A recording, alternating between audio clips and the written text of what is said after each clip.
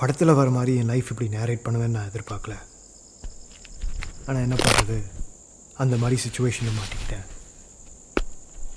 அந்த நைட்டோட கடைசி டெலிவரி முடிச்சுட்டு வீட்டுக்கு போகலான்னு இருந்தேன்.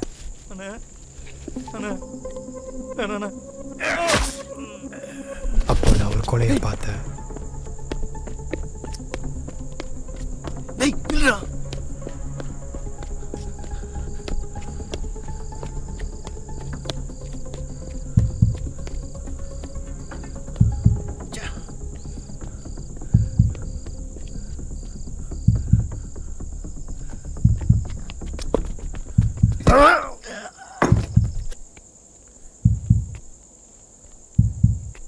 யோ யோ எழுந்திரியா?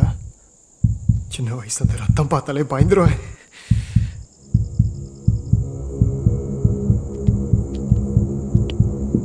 ஆம்புலன்ஸை கூப்பிட்டுருக்கலாம்ல. என்னடா பண்ற? என்னால் முடியல, கொஞ்சம் ஃபாஸ்ட் ஃபுட் பண்ணலாமா? நான் எங்கே இருந்தேனோ அந்த தெருவுக்கே வந்துட்டேன். தாதா கையில் செத்த போன திரும்ப பார்த்தேன். ஆனால் பார்க்கும்போது ஒரு மாதிரி இருந்துச்சா, க்ளோஸாக போய் பார்த்தா ஏய் கட் டேக்ல வந்துட்டாங்கண்ணா. என்ன ப்ரோ பண்ணுறீங்க? ஷூட் தானே போயிட்டுருக்கு. ஷூட்டிங்கா? கிளம்புங்க ப்ரோ, போங்க ப்ரோ. ஏய் அந்த ஆர்டிஸ்ட்டை போய் கூட்டணும். யோ எவ்வளோ நேரமாக இப்படியே படுத்துட்டு இருக்குது?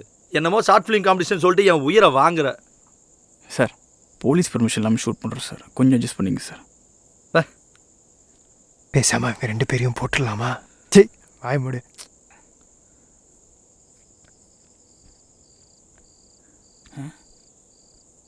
என்னடா கையெல்லாம் ரத்தமா இருக்கு?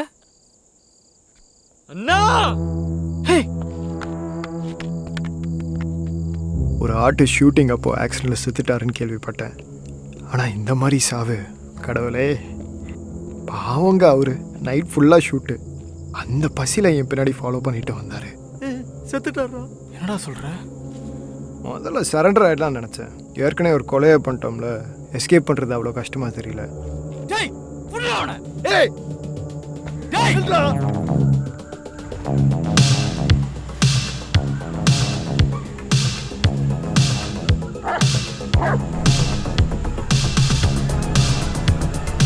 ரைட்ல வர கட்டை எடுத்துட்டுனா எழோ, இது எல்லாம் பின்னாடி விட்டுட்டு வரலாம்.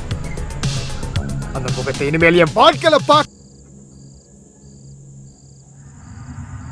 அந்த ஆர்டர் போட்டது நான் தான்டா.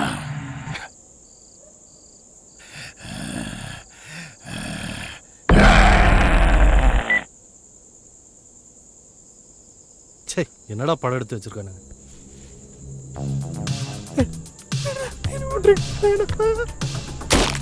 சில சமயம் சினிமாவை விட வாழ்க்கை தான் அபூர்வமானது.